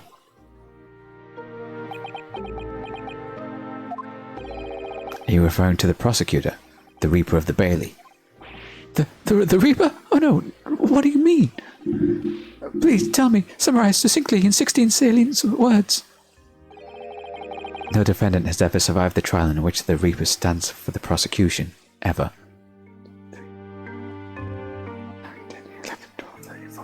16. Yep, 16 words. Oh my goodness, can it really be true? That was 16 words exactly. Yesterday, Mr. Naruhodo successfully defended somebody against the Reaper. But then, after the trial was over... Maybe don't tell the panicking guy this? It seems like a bad idea. It's just going to get him worked up even more. The defendant passed away in unusual circumstances. Mr. McGilded. What? Ah, I'm impressed, Mrs. Sato. You have an eye for detail. Actually, the Lord Chief Justice told us. Mr. Sholmes, surely it can't be that, having failed to have accused the convicted, Lord Van Zieks killed the man himself. Oh no, he couldn't have, surely. Ah, ha, ha, ha, ha. You have some wonderful notions. Sorry? The man isn't a mass murderer. He's a court prosecutor, my dear fellows. Oh, yes. Why, of course he is. Of course he is, then why are you trying to scare me? It could be said, however, that the real truth behind the man is even more terrifying than your hypothesis. What on earth do you mean by that? Oh god, we're going even further into the... Maybe not in front of the guy who's having a constant panic attack breakdown. Van Zieks is an exceptional man. However, in London courts of law, exceptional does not equate to winning every case without exception. Ah, that's good. Saseki-san looks like he's gonna try... Saseki-san looks like he's gonna cry tears of joy. As you are no doubt aware, in British criminal trial, there is both a judge and a jury. The judge officiates based on the letter of the law, whilst the jury offers public opinion and common sense. It is an excellent system, whereby a defendant's guilt is considered from several points of view. However, public opinion in particular is somewhat easily manipulated. Right. Criminals and corrupt lawyers, for that matter, can use it to their advantage, by any means at their disposal, contriving evidence, calling impostors as witnesses, and so on. By such underhanded means, those who would want to are able to sway the jury, which means that even in the light of irrefutable evidence, the prosecution can fail. But it means the wrong verdict can be passed. And sadly is from time to time, my dear madam. It is simply the reality of the situation. And that's all right? However, those indicted by Lord Van Zieks cannot escape justice. Their fate is sealed. Oh my. Though the adjudication may see them leave the courtroom with their freedom, within months they all disappear. It is most striking. Disappear? But how? Ah, by all manner of misfortune, sir. Perhaps they are trampled under a passing carriage. Perhaps they fall into the Thames and drown. Perhaps they are suddenly overcome by raging fever, or perhaps attacked by highwaymen. Oh no. All examples of the reality of the events here in London, I'm afraid, Mr. Naruhodo.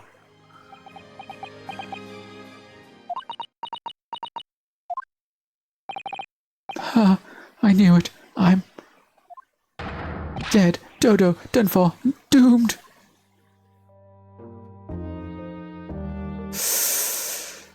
Alright, let's change of topic. Tell me about your apartment.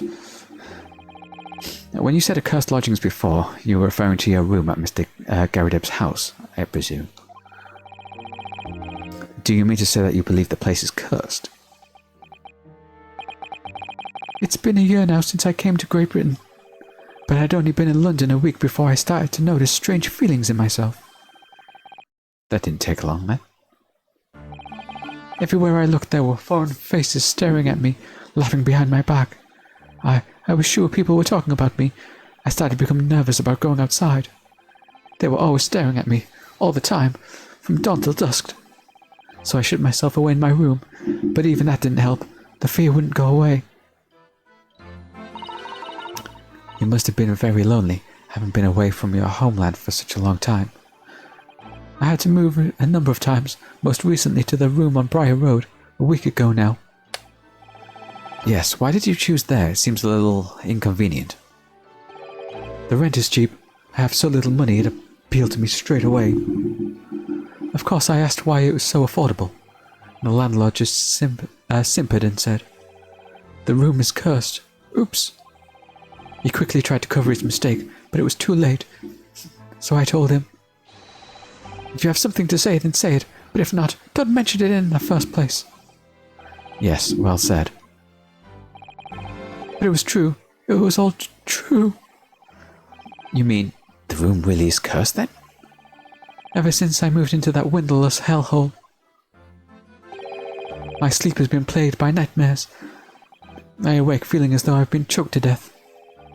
In my waking hours, people are stabbed in front of me as I walk down the street. I'm branded a killer, thrown in prison. Nobody wants to know me. I'm surrounded by scary, sinister spirits. If only there was someone, just one person on my side. Can no one find it in his or her heart to believe in me? Really, no one at all. Hint, hint, please represent me in court. To believe, yes, to believe. To believe. Mr. Sholmes? Me, Mr. Naruhodo? Pray, what can I do for you? It's about the case of the Niesis Bruya, if you recall. The Bruya. Ah, that case. The one with the snake. Well, yes. At that time, I was the suspect, but you believed in me and listened to my side of the story. And you helped me to investigate. I did I? Interesting. What I want to know is, why? Why did you believe in me? I see, yes, you mean... Because you were grimly dressed. Because you were a grimly dressed, shady Eastern fellow found with the victim in a locked room. Well, if you like, yes. I'm a little surprised that the answer requires explanation, my dear fellow. It's quite simple, really. You said I didn't do it. But I could have been lying. Surely you must have had your doubts. You must have suspected me a little. I think perhaps you have misunderstood. I neither recall believing in you, nor in that which you were telling me. What? You see, the only thing I believe in are those I choose to believe in. What? What do you mean, Mr. Sholmes? I make up my own mind about what's to be believed or what is not. Oh, pardon me. If I should like to believe in something, I do. The circumstances can hang as far as I'm concerned. But I could have betrayed your trust. In that case, I should have made an elementary error of judgment, nothing more. Betrayal of trust is an overused excuse in my opinion. Meaning, whether or not one should trust another is, in the final analysis, down to oneself. It is a matter of whether or not one can trust oneself. Yes, he's right. He's right, locum student Mr. Naruhodo Esquire. Whether or not I can believe in myself.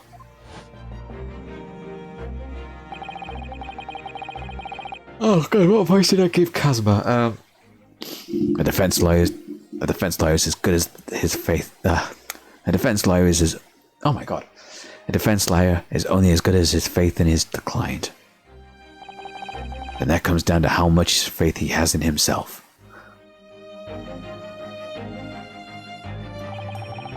You're so right, Kazuma.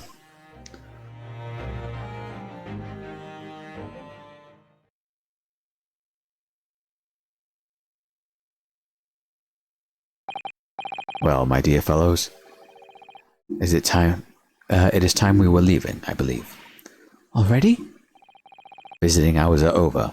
The guard will be here shortly to escort us out. There is a restaurant near here that serves excellent trout. Would you care to join me? Oh dear. There was never enough time, is there?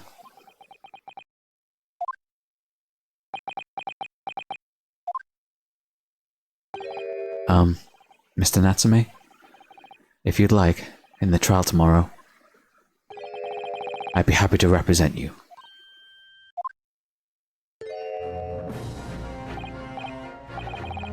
Locum student Mr. Naruhodo Esquire. As I said, I only experienced the British courtroom for the first time yesterday. And although the man I represented was found not guilty, I lost sight of something crucial. Something crucial? What to believe in, the defendant, justice or the truth. How to believe even. But I think I finally worked it out. I've decided I must believe in myself above all else, to trust my instincts. Yes, Mr. Naruhodo. Oh, that was her. And my instincts are telling me that you, Mr. Natsume, are innocent of this crime. And it's imperative that we prove that in court. Locum student, Mr. Naruhodo Esquire. I will fight for your innocence until the bitter end, with every weapon available to me. So I hope you'll permit me to represent you tomorrow. As I said when we first met, I'd like to entrust my fate to someone who will listen to me in my native language. Of course, Mr. Natsume. It would seem fair to say, Mr. Naruhodo, that your mind was in many ways made up from the outset. You merely needed events of today to fully realize it. Yes, I think you're right about that. It's been a roundabout journey, but I got here in the end.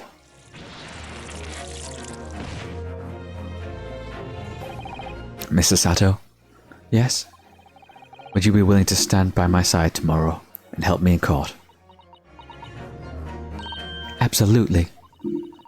As I said this morning, you may consider me your personal judicial assistant.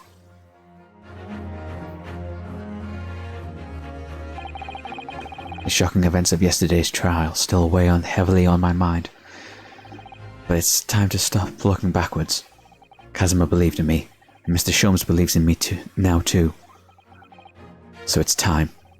Time that I learned to believe in myself. Saseki-san has no one else. He's all alone, so it's my job to help him, to fight his corner. Tomorrow, in the courtroom, with all the strength I can muster. End of chapter. To be continued. Yep, there we go.